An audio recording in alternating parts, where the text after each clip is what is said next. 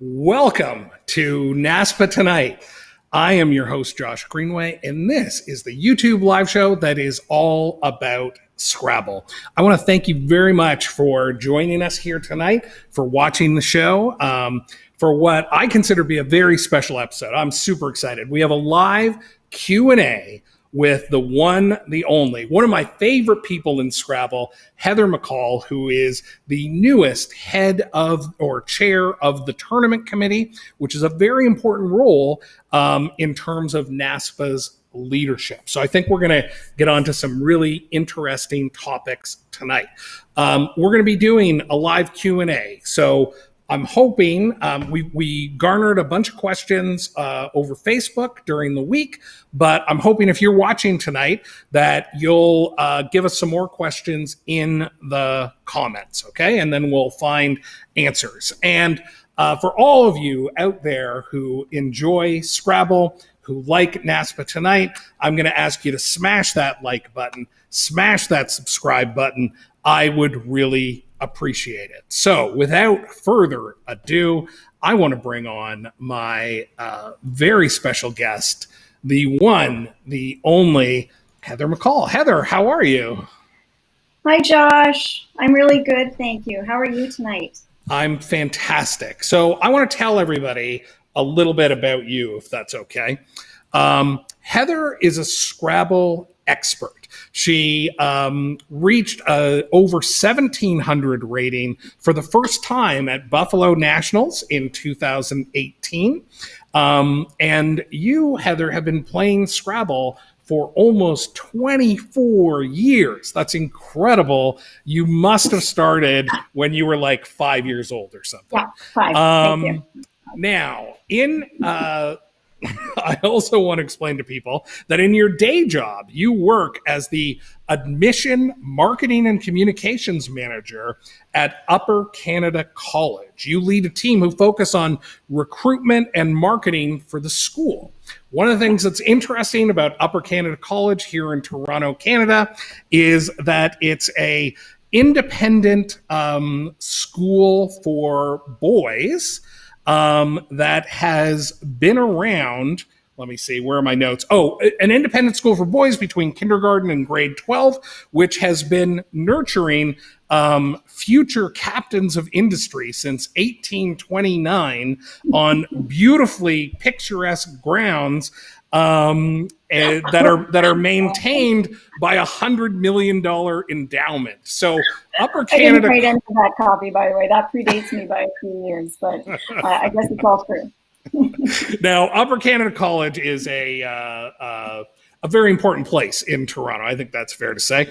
Now, I met Heather way back in 2005 when she was running a program called Scrabble in the City, which was a casual, I guess we call it a casual club now, where people would get together like at a bar and play games. So it wasn't a structured club. But so before I ever went to the Toronto Scrabble Club or any tournament, Heather is the one who showed me all about Scrabble. So it's pretty amazing. That was 15 years ago.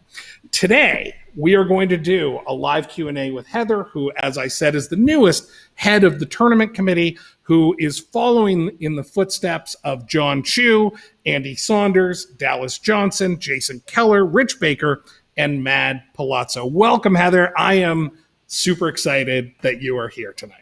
Thank you, Josh. That's quite the intro. And wow, a long list of Scrabble. That's like a Scrabble's who's who right there. Oh, yeah, absolutely. I'm very privileged to be the last in that list. It's pretty cool. So I want to explain why you're one of my favorite people in Scrabble. Number one, I'm a fan of anybody who takes on projects or who likes projects. So in addition, one of the things, obviously I met you when you were doing Scrabble in the City, but I want you to tell the people about, and just to give them a little personal note, about two other programs that you were doing back at around that time. One was called Race in the City, and one was called Dance Dance Resolution. I think people would really enjoy hearing those stories. So tell me about Race in the City. Okay, so that I kind of developed a whole series of in the city games, for lack of a better word. First with Scrabble in the City, and then I started to think of other things to do. And Race in the City was one of those. So that I launched as like an Amazing Race, if you're familiar with that TV show, Amazing Race style event in Toronto. So it was like a scavenger hunt based race for couples to take on and compete against one another. And I very much like stole the whole format from Amazing Race. And then I added a little bit of a sort of I think that what made it a little bit different and interesting is that, and of the time, is that they would use payphones as checkpoints on their route throughout the city during the day as a means to check in and confirm that they'd reached the checkpoint, they'd done whatever challenge or puzzle was asked of them to do or solve. And then I actually like recorded the payphone numbers so that when they came and then they called, I could tell that they were at the right payphone. It was kind of crazy, but so yeah. And you would hide clues. You would hide clues all over the city, right? That's what was going on. I spent some time ahead of time setting all of this stuff up. I spent a lot of weekends just wandering around Toronto looking for places and interesting spots and things that had maybe a bit of trivia associated with them or where I could imagine a challenge taking place. And I came up with, I ran it for like 2 or 3 years. And and they were themed. So there were, sort of like history-based races and tours, themes around like movies, because Toronto's a big, film location. And so there's lots of places in Toronto associated with different movies. So I came up like a bunch of different races and promoted them. I got a lot of help from the Toronto Star, which is like the big daily newspaper in Toronto. They ran a great story near the beginning of what I was doing, and that just kind of carried me through a solid 2 or 3. I guess after 3 years, I started to wrap it up. But yeah, that was a really great project. Something I'm really proud of. Raceinthecity.com doesn't exist anymore. I gave it up, but it lives on in my heart. Fantastic. And like I said, I love anybody who takes on projects. So now tell us very briefly about Dance Dance Resolution, because I also love this one. Okay, I'll be fully honest. It has sort of a sad. Its origins have a bit of a sad story attached to it, but as do all great things generally. But so I was overcoming a breakup at the time. It was nearing New Year's. I'd spent most of that year in sort of a post-breakup funk. Mm-hmm. And I decided enough's enough. I gotta do something to kind of kickstart my world, my social energy back up again. And I decided to make a New Year's resolution to do something that I loved to do, and yet I didn't feel like I had the motivation or the incentive or the people around me, honestly, to do, which was dance. I love dancing. I like going to clubs and dancing. I like dancing of all kinds. Like, I used to take tap and ballet and jazz, and dancing's always been a big part of my joy, I guess. And I lost my joy, and I want to get it back. And so I came up with a New Year's resolution to go dancing every weekend, and I would kind of journal about it and I chose Facebook as the means to do that. And so I went out dancing by myself mostly every weekend somewhere. I tried to choose a different place every time. Sometimes it was a club. Sometimes it was like some sort of a special event. Any kind of interesting form of dancing that I had never checked into before. Like I remember going to like a square dance or line dance event at a bar. And so all of these attracted my attention, and I just made it my weekend's goal to go out and dance and do the thing that I love to do and not think about the fact that I was doing it on my own. I invited people to come and join me on, Facebook. I actually met some people through that exercise, people who loved what I was doing and were like, yeah, I want to dance too. And I don't really have anybody who likes to go and dance. And they came up and joined me and I'm like, hey, how's it going? And, we went out on the dance floor together and danced. It was great. And I did that for a year. I think there were 5 weekends that I didn't make it out there, but okay. 47 though, 47 is pretty good. The question though on everybody's mind is, did you meet any quality dudes that way? Like what was that like? So yes, I think the answer to that question is yes. I met one guy definitely solely through that thing. Didn't know him. He didn't know me. He came upon that thing through, I don't know how. And I met him and he ended up being like a regular. I mean, nice. I don't really know how that comes across, but just as if, we hung out for a bit, a little bit outside of the dancing, but no, he was just like, you know what, this is really cool. And I'm going to come out once in a while and join him. Like, that's great. And he was nice. He was a quality dude, to use your words. Like, I have the greatest luck in meeting people, honestly. I meet great people. So many of them are Scrabblers too. So awesome. So, and I want to tell the Scrabblers listening, if you like quality dudes, hit that like button. If you think dancing's a great way to meet quality dudes, give us a comment in the chat. So let's get down to business. Number one, everybody can see. Hold on, we're gonna get to business in just 1 second. Everybody can see on the chat what your Twitter handle is. That's what I now put under the lower third. I'm never on it, but okay, yeah, sure. you're not the most prolific tweeter, is what I found. Your description says professional and creative communications for good, not profit, which I really like. And do you have any idea what your last 3 tweets were? So yes. Oh, I was going to say, I know what the last one was. It was quite recent, and as you can see, was well spaced out from the one before it. That's Twitter's right. Well, I use very often. I like the 2013 one. Our hashtag Argos Tunes, new Eminem, Jesus, anthem, survival. This is survival of the fittest. This is do or die. What does that mean? That is, I was at an Argos game, which is the Toronto Canadian Football League team. Yes. And if you wanted to hear a song being played on the loudspeaker, you had to tweet using the hashtag Argos Tunes. And I'm an Eminem fan. And people in Scrabble generally know that because they've probably seen me perform at karaoke nights for the last few years. Sure.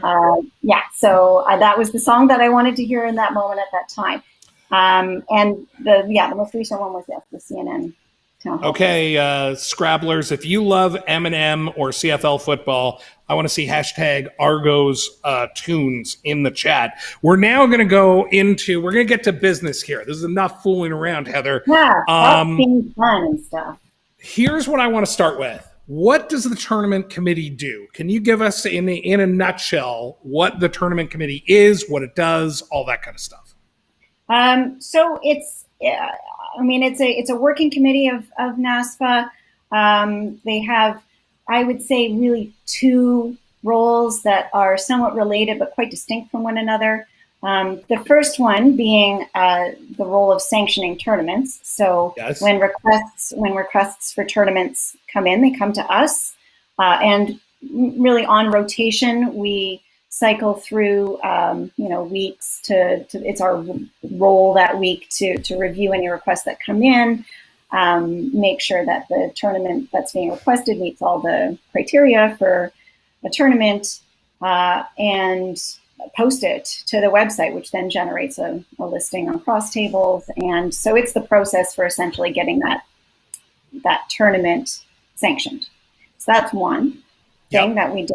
That's probably the primary role. And then a secondary role is we are also the recipient of incident reports that come in generally related to those tournaments, but it could be clubs or, and this is more recently, I think, since clubs and tournaments aren't happening right now, that we still, I think, adjudicate on issues that happen in the world of Scrabble, NASPA Scrabble at large. And that can mean a few different things. I know on the NASPA Facebook page, for example, there's a little note at the top of the page that's pinned, reminding participants and members that are joining in and starting conversations and having conversations that code is in effect.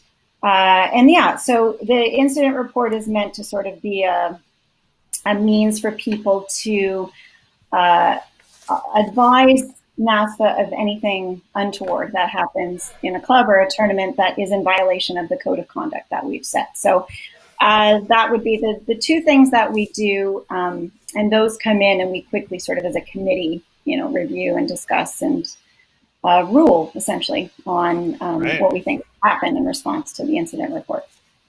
Law and order. If you're law and order Scrabblers out there, give us a like on the video. Now, here's the next thing I want to ask.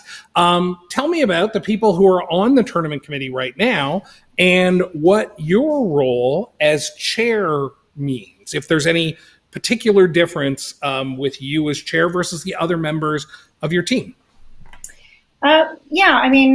So in terms of that tournament sanctioning, we're pretty much all equals. We really just take a week in that rotational schedule, and we all chip in. And then I think as a committee chair, the big differentiator is just, of course, making sure that stuff all happens smoothly, that people are doing the work that they need to be doing.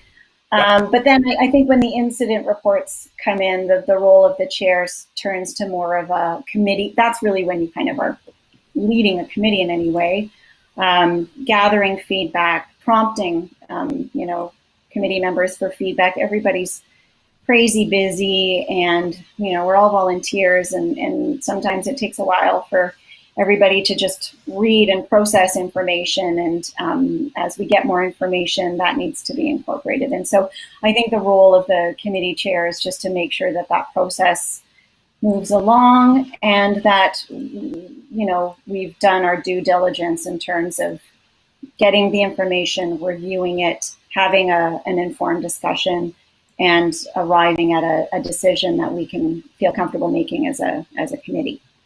Beautiful. Let's take a look at who's on your committee right now.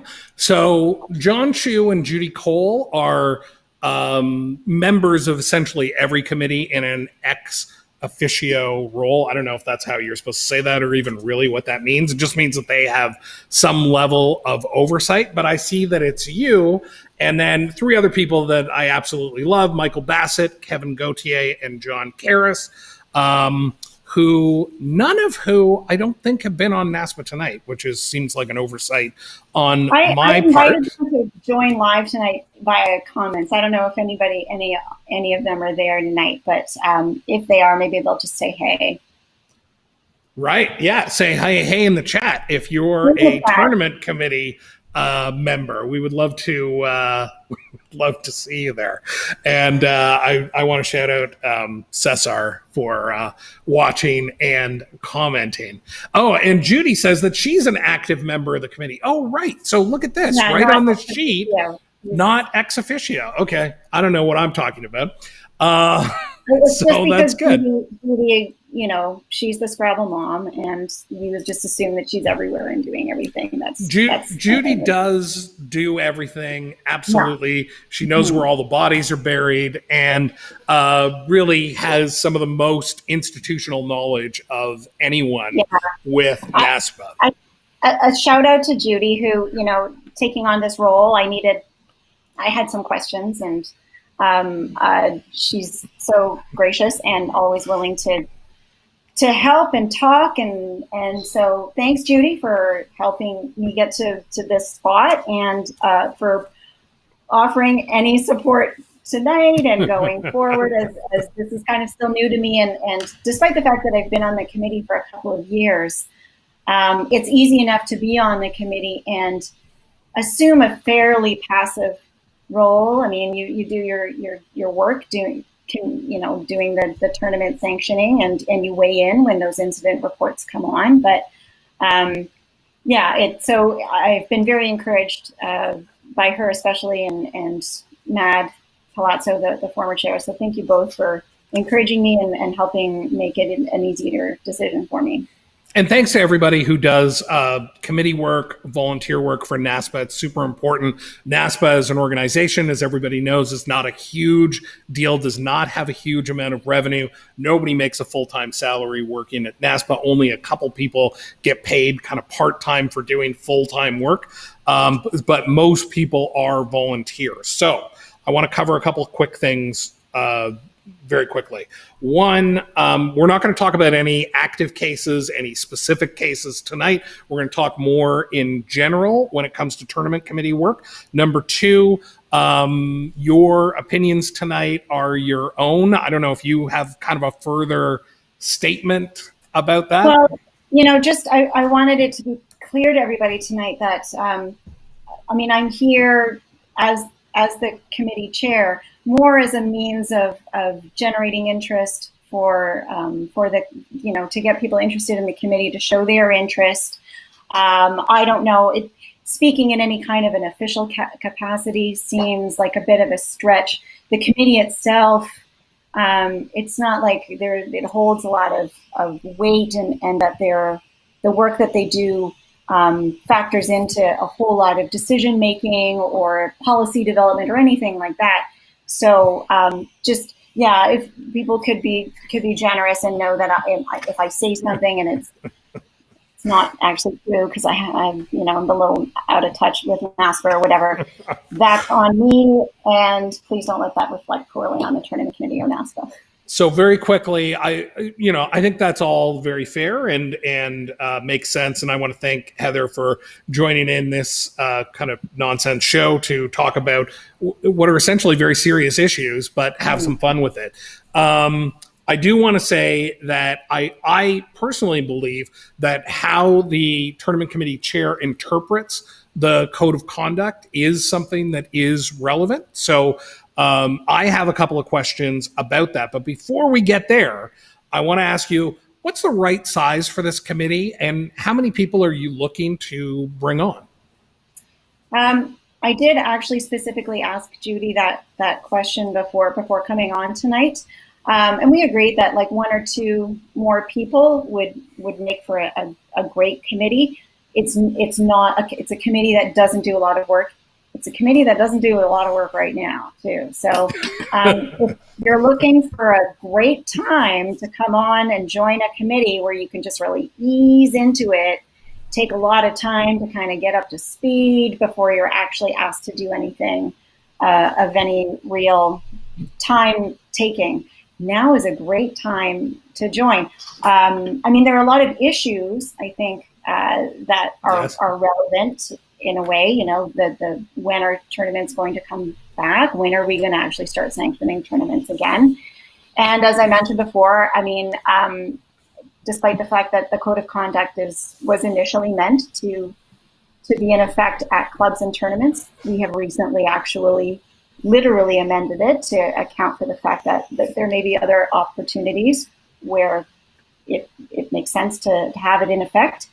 And so that opens it up to some online forums, and there may still be some work for the committee to do over the next little while while we're only online, to potentially have some discussions. Yeah, so I would encourage everybody out there, if you've ever thought about doing any kind of committee work, any kind of volunteer work with NASPA, this is a great opportunity. Heather is super awesome, and you will love working with Heather. So I would encourage you to do that. I especially encourage lawyers to volunteer. I know not everybody shares my love of lawyers. I seem to bring this up every show somehow, but I love lawyers, and I would love to see more lawyers on the tournament committee. We're very lucky. We have one lawyer, yes, Michael Bassett, and he is invaluable to sort of provide that letter of the law opinion. I mean, we all watch law shows and think we know a thing or two, but it's a great feeling to know that there is a lawyer who's listening in who can bring that point of view. So lawyers. I think the other thing that if I could sort of pick and choose in terms of diversity on the committee, just regional representation is really important, especially when hopefully we do resume playing, and sort of knowing a bit more about the scene in certain parts of the country, the United States, Canada. I don't know. I think I'm okay with the picking.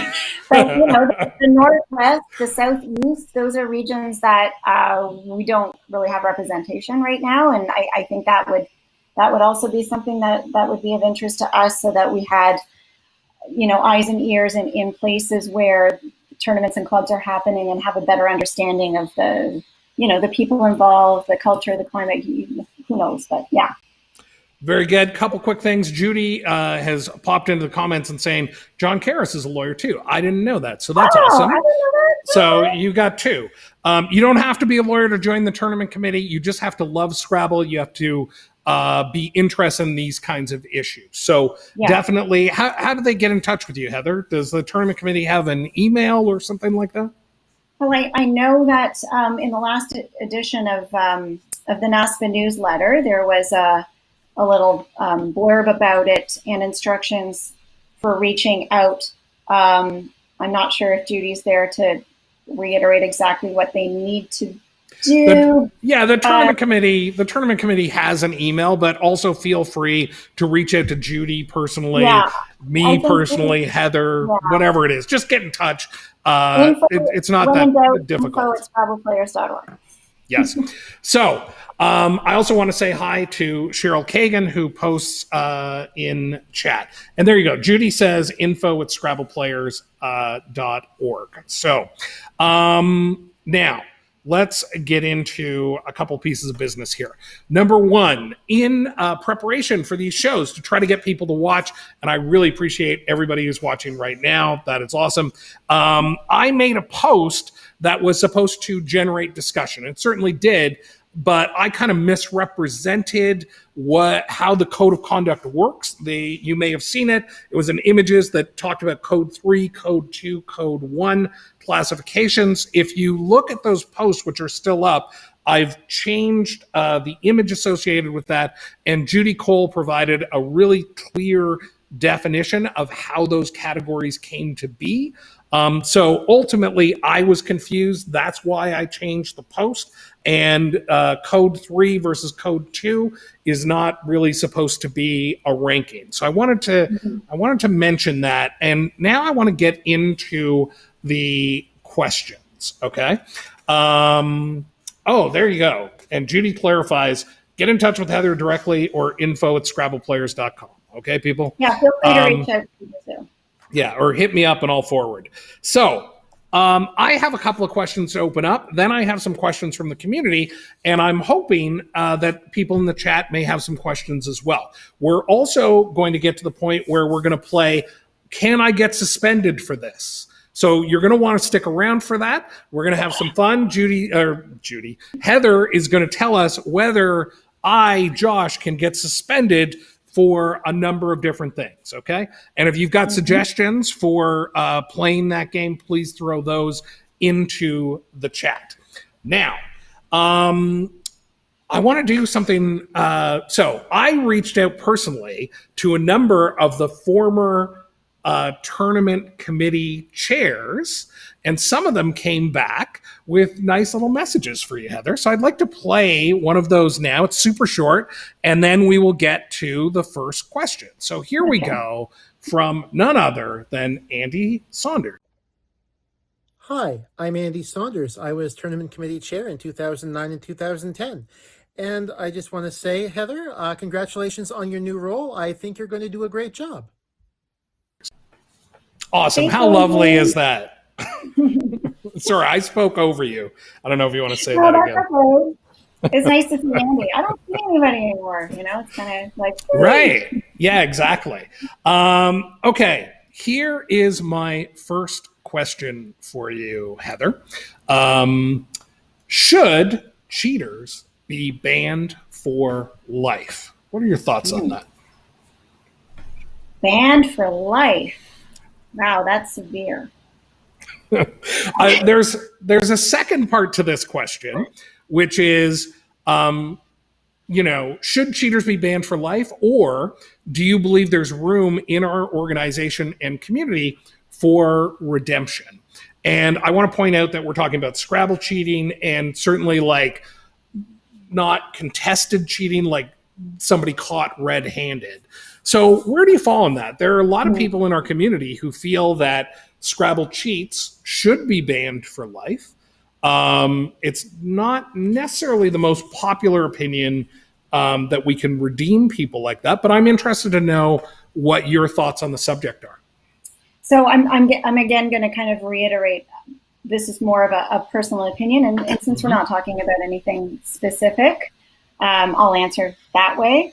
I'm inclined to, the reason that I took on this role generally is overall is my love of and hope for the community. And that in order to preserve that, I think tolerance needs to be pretty up there in terms of qualities in order to maintain, to encourage, to train, to teach, all of that. You need to have a pretty high level of tolerance. I think cheating leading to a lifetime ban would have to be demonstrated to be chronic. The idea that it's like this is the sixth incident, for example, that's come to the attention of the committee, that would certainly factor in as to the severity of it. A lot of the cheating incidents, gosh, it really comes down to like he said, she said, or he said, she said. And it's really difficult sometimes to determine based on people's accounts of what happened, like what actually happened. And it's really difficult to choose to really seriously sanction somebody for cheating if you're not 100% sure. So those two things I think would be factors that would weigh in. How long has this been a problem for? How sure are we of how it happened? The lifetime ban, though, there have been some pretty, people have done really, I think, what people would consider to be serious things on the cheating level, on other levels, not just cheating, that haven't resulted in a lifetime ban. So I think people should look at that as a bit of a watermark in terms of, what would result in a lifetime ban. I think it would have to be pretty egregious. Okay, and can you speak specifically to the idea of redemption? Should somebody be suspended for cheating? What are your thoughts on them coming back? A lot of people feel like those people need to show some level of contrition or pay some kind of, not penalty, but maybe pay back winnings or things of that nature. Do you have any thoughts on that? Yeah, I have to admit, I hadn't really thought about those kinds of consequences of cheating, the ones that affect people's, earnings, where there's an actual real sort of tangible consequence other than you lost some rating points. That's obviously a serious thing, but the money thing makes it a little bit more, outside Scrabble. And I don't know. There'd be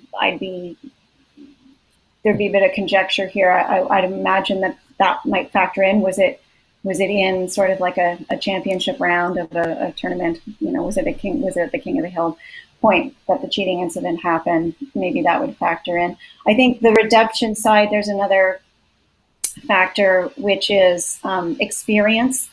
If this is a fairly new player, there's going to be some room for you to learn what constitutes cheating, how your actions might be perceived by others if you're, if you're like looking into the bag and drawing, those kinds of incidents where it can be perceived that you're cheating when in fact this may just be the result of inexperience.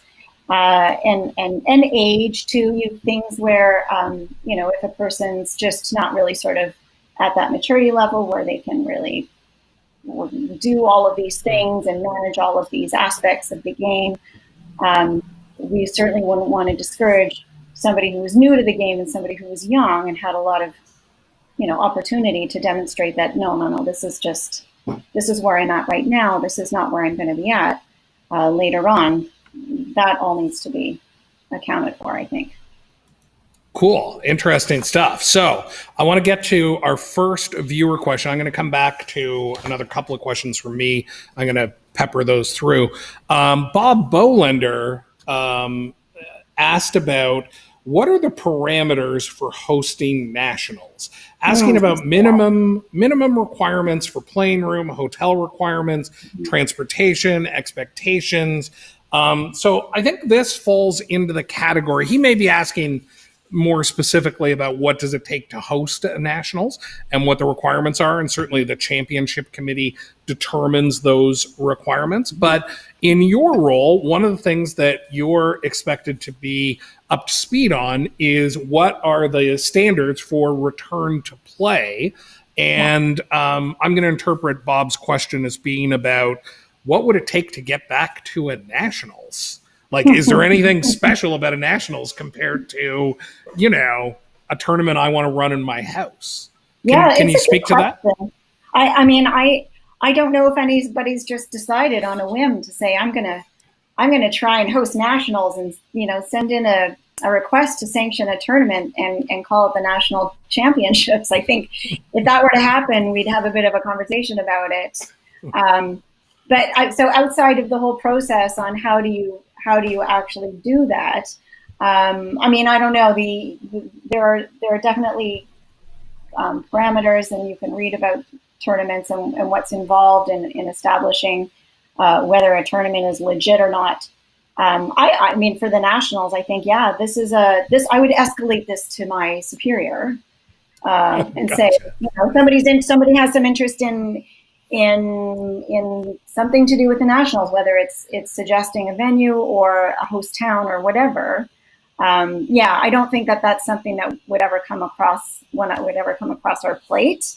But I'm sure that there's a means for you to express an interest or offer suggestions, all of that through probably the championship committee, or honestly just to John directly. That's sort of like a flagship event as far as NASPA is concerned, and there'd be a lot of stuff to discuss around it. Yeah, it's going to be very interesting, especially for large events. So one of the events that I co-organize and help run, co-direct, stuff like that is Lake George, where that's typically one of the larger non-national tournaments of the year, as I'm sure you know. And the concern is, if we have to go from 4 people per table to 2, even that kind of requirement is going to completely change the financials for a tournament like that. So my question is, and I'll be honest, I've looked at the kind of 4 colors. I don't know if you can give us in a sentence or two, kind of summarize. Basically, there are rules about coming back, and it's based on your state or province. But do you see us getting back to normal for Scrabble tournaments anytime? I don't want to ask about time, but even if we get to code blue, I think it's called, or color blue, or whatever it is, do you see us getting back to 4 people per table? Yeah, the guidelines that have been set. I think, again, I don't want to speak too much about how this is going to roll out. Again, the tournament committee would not get too involved in terms of sort of when is it going to be okay. It'll be up to us when we do give the green light making sure that any tournaments that are requested do meet whatever guidelines have been set. The guidelines, I mean, gosh, this thing is changing on such a regular basis. I would hope that that's something that's being taken into consideration as we look things and check things and figure out how all of this stuff is going to go down. I mean, the whole idea of us getting anywhere near to green right now just seems like pie in the sky. But I know I've heard from a lot of directors who've expressed sort of concerns around hosting a green level event. Yes. The amount of change and care that would be required to roll something like that out without compromising the safety of people. There's a lot to ask. I think I would be more interested in I know this was brought up when you were looking for questions, the idea of yellow play. I mean, sanctioning and ratings and all of that. I certainly wouldn't be somebody to say, yeah, let's figure that out. But even just the notion of organizing an event around yellow guidelines when and if they come to any region, I think is worth looking at as an organization. I mean, we're talking about potentially months of offline Scrabble, and yeah, I would love to see us figure out a way to even within the red guidelines to be organizing and promoting and publicizing and encouraging people to join online events. It's going to be a long time, and so I think any time that we spend now in rebuilding our community, I don't want to use rebuilding, it's a little strong, but regrouping, let's say, as a community online, that's where I think we should be spending time. Okay, great. And we've got a question specifically about that. But before we do that, I want to hear from another former chair of the tournament committee who's got a message for you. This is the person who has since ended up on the executive committee. This is Rich Baker. Here we go. Hi, my name is Rich Baker, and I was chair of the tournament committee when Heather actually joined the tournament committee. She was always a very enthusiastic and conscientious member of the committee, and it's wonderful to see her becoming the new chair, and I wish you all the luck, Heather. Thank you very much. Enthusiastic and conscientious. Those are very complimentary terms. Speaking of online Scrabble, I'm going to skip ahead to Brian Bowman's question. He says, what would it take to get tournaments played on electronic devices in person and supervised by a director rated by NASPA? I could see these being feasible well before traditional over-the-board play happens, and think NASPA shouldn't rule them out. Tell me what you think about that. Brian, I saw that comment come through, and it definitely struck me, and I agree essentially, and as I mentioned before, the whole idea of ratings. Excuse me. I don't know. I can't think of a way of doing that, but gosh, I'd love to hear people's thoughts on how they think they can create it. Well, one thing that I would say here that I think would be of interest. One of the things that NASPA does really well is rate people. We all kind of, are certainly aware of our rating. If we don't live and die by our rating, we're certainly conscious of it, and it provides, a pretty important metric. Sorry. So what I wonder is whether NASPA, because they're good at rating things, that's one of the great things they do, is whether or not maybe we have multiple ratings, one for electronic play, one for in-person play, something along those lines. So I think that would be interesting. Now, I want to move on to another question. This came from Carl Madden. So what he says, and this kind of touches on a previous question, but he says there seems to be a growing sentiment among some directors to not host any more tournaments. I don't know how true that is, but I've seen a couple of directors say, well, maybe I won't do this anymore. And a reluctance among players to attend in light of recent events over the past few months, obviously the pandemic. I wonder when we will start seeing tournaments again, and more importantly, when we think the numbers will be there to cover the basic costs of running a tournament. Now, this, again, maybe more looking for your opinion as a player and someone who co-directs anyway. I know of one event. Oh, and we didn't even talk about the big charity Scrabble thing that you do as well. But anyway, what are your thoughts there? Do you think we're going to start up really small, like maybe in people's homes or things along those lines? How do you think that's going to play out?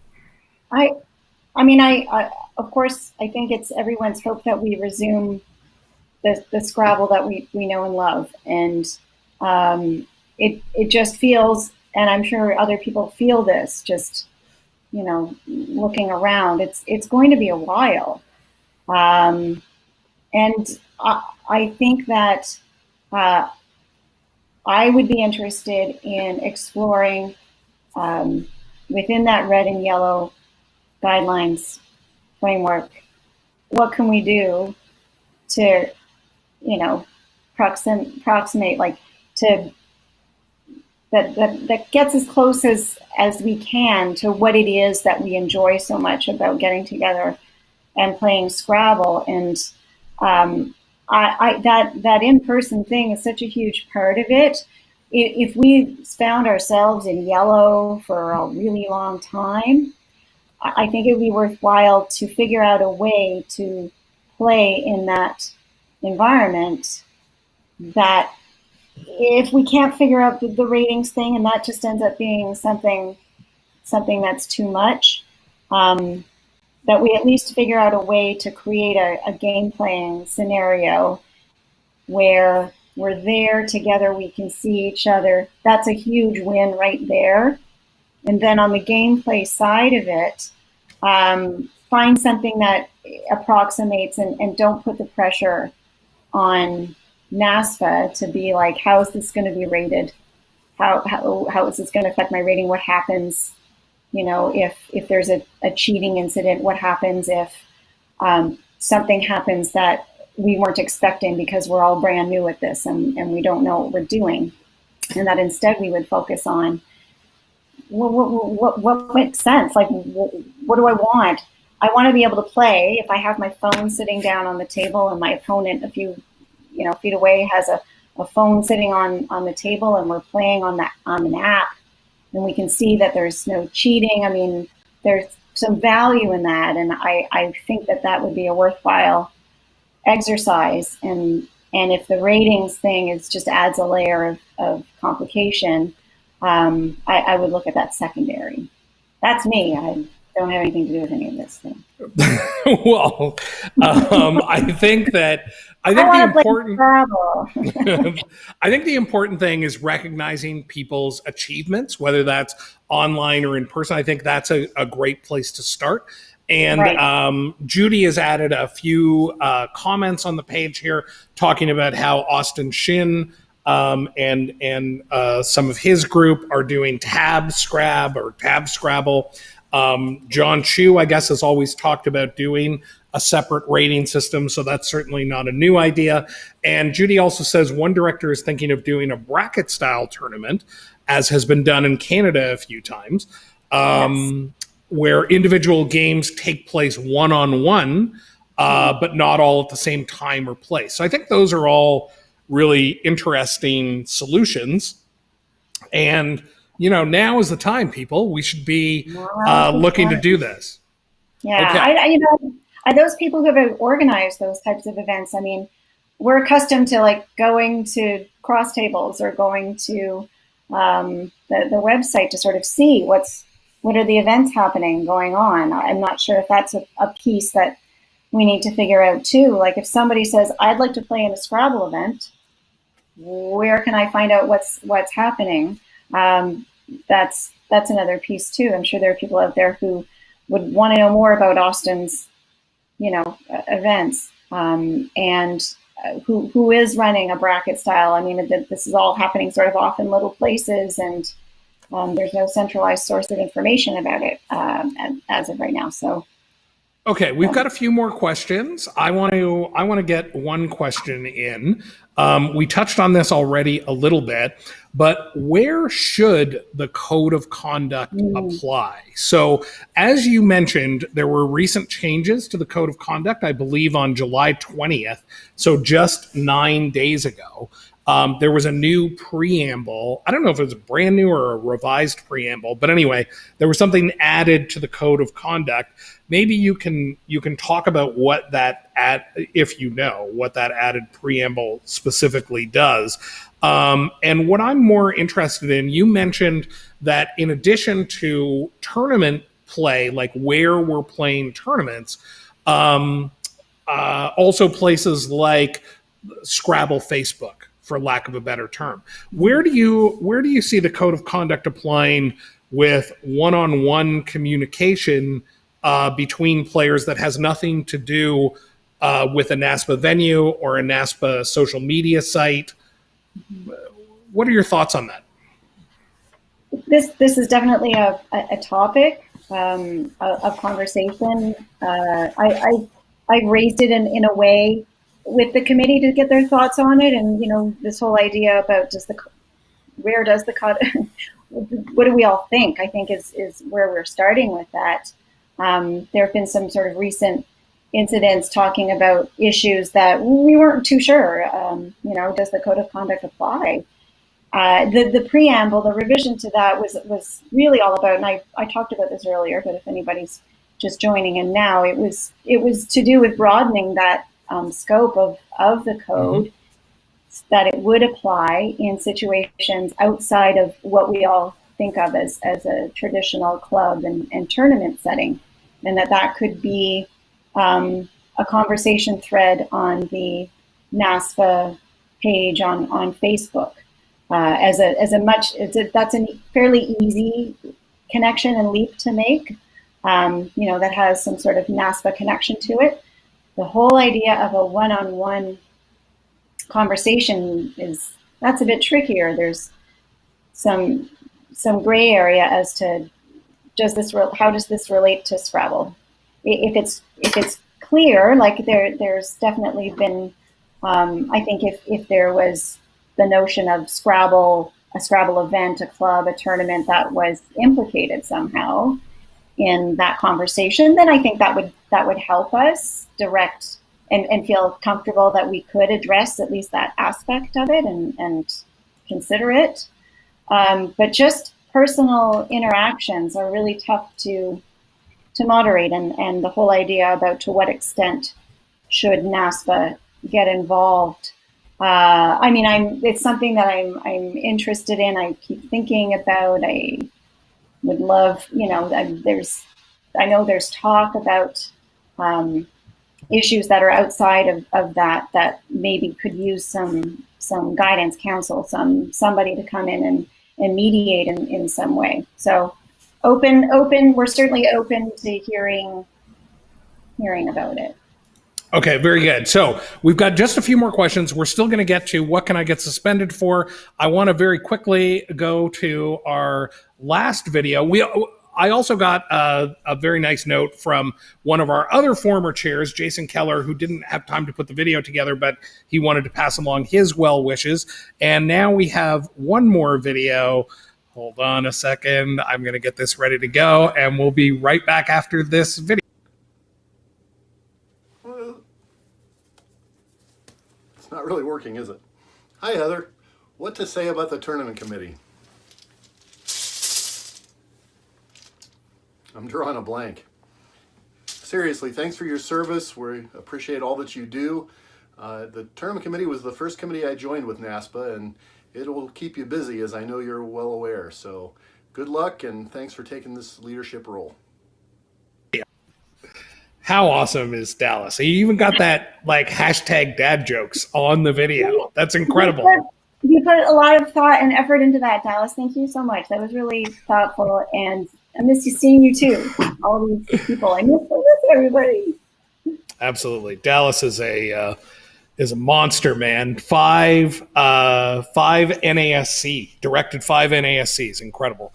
Okay, let's do a couple more questions, and then we're going to get into what can I get suspended for. Actually, here I'm going to ask my last question, and then we've got a couple more. So, number one, if directors are found to be in violation of the code of conduct, should directors get harsher punishment given what their position is within the community? Wow, I'm trying to remember if I've ever had to weigh in on something like that. Gosh, I have to admit, I've never really thought about it. If I'd had an experience to pull on, it would be good. You know what? I'm going to think about that the next time that comes up. I don't know. I mean, it's a good point. They do hold a position of power, and yes, I suppose in a company, when there's a blunder at a company, it's the head of that company that needs to kind of take the fall for that. So I suppose similarly, there should be that responsibility comes with, a harsher punishment. I can certainly see that being the case. Gosh, I hope none of the directors out there do anything stupid. All right. Watch your P's and Q's, directors. Thank you for that. Speaking of that, so there were a couple people when they were looking at the code of conduct who said, what's the point of listing these different things if we don't have a corresponding list of consequences? So that was a question by Patricia Taylor, and I want to follow it up with a comment from Kath Mulholland, who said, I agree there should be an indication of what potential penalty is. It doesn't need to be mandatory to be specified. Check out your employer's personnel manual, and you'll see things like, quote, may be cause for termination. Do you have any thoughts on that notion? That's a really good question. I like the analogy. It kind of gives you a concrete example of where something like that exists. It does make sense to me. I think the way that I would maybe see it is we would give, possible results are X, Y, Z, and I don't think we would necessarily grade them or rank them or connect any one consequence with any one infraction. But that might just give some people an idea of what consequences are there and what it is that I think they're looking for, which is a bit of transparency around it, which seems reasonable. And it's basically like there's warnings, there are suspensions, there are longer suspensions, shorter suspensions, and there's definitely a lot of case by case stuff that goes into figuring out what's the right response here. A lot of those criteria I was talking about earlier, like around experience and around chronic behavior and stuff like that. So I don't think we'd ever get too concrete. We wouldn't be able to live up to those kinds of expectations. So it would be just about here are the types of things, and yeah, it's warnings, suspensions. It's really all about that, and then it's about like what do you actually say in response? What is it? What you want to target? What it is that happened? Why it's wrong? What you think the response should be? What the consequence should be? And communicating that is a lot of where that that happens. It's in the communication of it. So I don't know, a lot of little finicky stuff that we'd hate for somebody to say, but you said if you do this, then that happens. That would never happen. So, well, I appreciate you taking on these, ultimately serious questions, and I also appreciate Judy, who has put some very useful information into the comments where she talks about the NASPA Facebook page and groups have always said that the code of conduct is in effect, and some notes about the preamble that was recently added, and see the sections in the code of code on-site reporting and enforcement of code violations. See, she knows everything. Oh, I know. Whatever that sentence means, it sounds very serious. Okay, so now what we're going to... There's an answer out there for you. Now what we're going to do is we're going to play Can I Get Suspended for This? So I have a list of things that I want to know if I can get suspended for this. Okay, so John, wait, are you a director? I am a director. Yeah, and how long have you been playing? I've been playing since my first tournament, I think, was 2008. Okay, so the assumption is you should know better. Go ahead. Right. You also mentioned age. I am not a young child, just in case people are confused about that. That's true. We should establish that. So here's my first question. Can I get suspended for coffee housing? Coffee housing, suspended. You know, there's suspension's a pretty serious thing. That's like telling somebody they can't play Scrabble. Like, no, just you can't play. Whether it's for a week or a month or a year, suspension's pretty tough. Coffee housing. No, that I don't think that you get suspended for coffee housing, but you know, don't do it. So I don't know if this falls under coffee housing. You know, depending on who you're playing, sometimes you can have more fun with them maybe than other kind of more formal situations. So tell me if you think I should have received discipline for the following act. When I was playing my buddy... That's a much better question. Would this have met the criteria of you get something? Right. Yes. Okay, good. So I was playing my buddy Andre Popadinik. He and I have a very jovial relationship. Mm-hmm. And at one point during the game, it was his turn. I had a bingo on my rack that would play in two different spots, and I had a blank on my rack. So while he was considering his play, I reached over and grabbed the blank designation slip and circled a letter and put it down on the table, even though it wasn't my turn. Now, I was doing this just to kind of needle him. What are your thoughts on that? There's gotta be something. That is definitely wrong. That's wrong. You know what? So the first thing that would have to happen in order for this to register with us is somebody would have to say that was wrong. And if that's not you, and if that's not Andre, right? It's like it never happened. It's kind of like it never happened. That was your mutual decision to decide that wasn't something that you felt you needed to draw the attention of a director for. And so those kinds of things, there's so much of that one-on-one negotiation that happens over a Scrabble board. I mean, it's one thing when you're there face-to-face. I don't know what that's going to look like when we're just doing this stuff online, but there's a tendency to, when you're online, to sort of let those guards drop even further down. Sure, yeah. So it's kind of one of those things where when you're face-to-face, it's a lot easier for you to establish rapport with your opponent, to rely on some sort of trust and understanding with each other, and for you to play within that, and for anything that happens during that game to not necessarily result in an incident. And I think that's so. If somebody had a problem with it and saw that happen, and they brought over the director, and the director decided that this is something that needed to come to our attention, then it would. I doubt that that's what would happen in that situation, though. So I want to say everything that Heather just said there is very insightful, and definitely if you see something that you think is wrong, fill out an incident report, talk with your director. But for this, sorry, go ahead. I was just going to say, talk with the director first. That is one of the primary responsibilities of the on-site director, is to be the first person that you contact.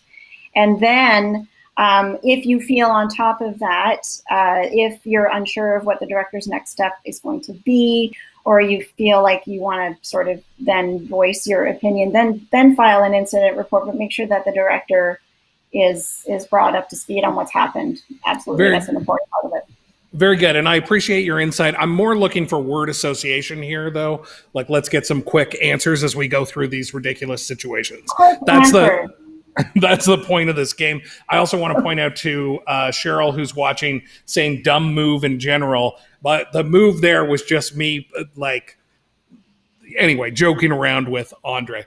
Okay, what about can I get suspended if I'm the type of person who takes forever to complete a recount? Well, what's the deal there? So again, I think we're not going to play suspended, because suspended is you're going to have to do something super heinous.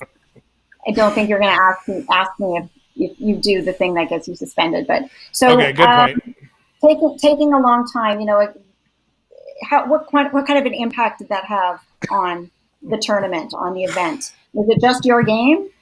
Was it just in that moment? Was it just that one time? Is this somebody that, this has happened 10 times in the tournament? This was the last, this was number 10 of 10 times in that tournament, all of that stuff. I just want to say people who take forever on recounts are the worst. So speed it up, people. What about somebody rage quitting? They quit the game before the game is over and they walk away. They leave the tournament.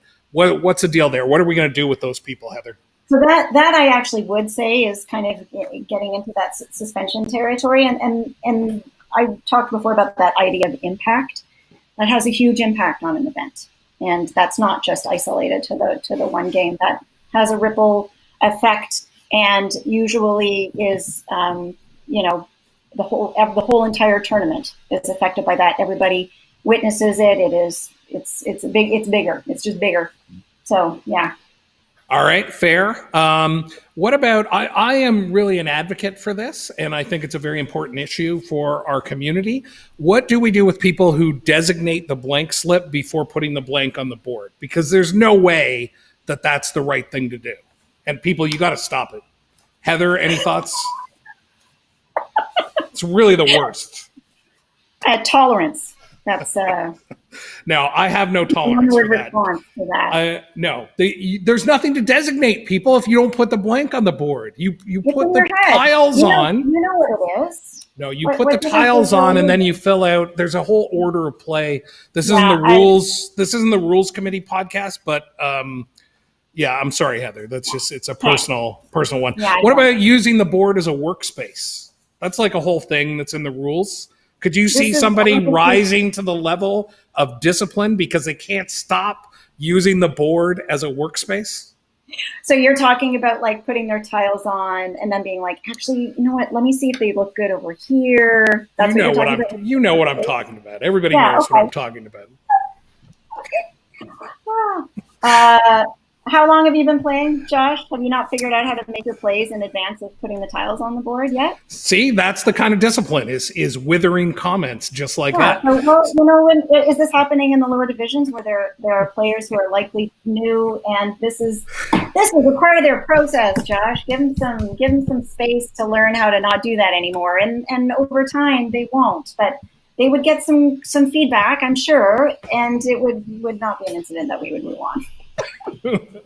Hey, who's key lime guy? It says designate blank first equals off with their heads. I totally agree. And what about if you at an event? What if you and I were under the cover of cyberness? Anyway. What if you and I were playing, Heather, and I noticed that your clock was running and I didn't tell you? Oh, now I have some personal experience with that one myself. So, literally that has happened to me, and in a crucial game at a tournament. So, yeah. So I'm feeling it. So what do you think? People should tell people if their clock is running, right? Come on, people. What are we doing here? That to me, that's more of like a personal code of conduct thing, not a NASPA code of conduct thing. It's a karma thing, people.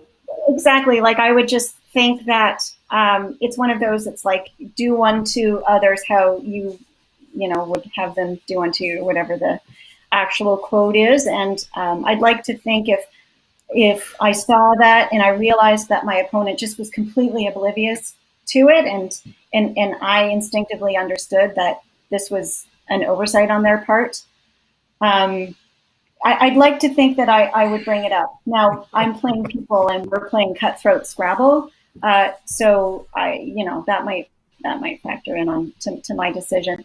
That's a tough. These are all personal negotiation stuff, which is a huge part of the game. You have to be able to kind of figure that stuff out and create a civil environment to play the game that you love in. And nobody wants to find out that they were tricked into losing their game. So.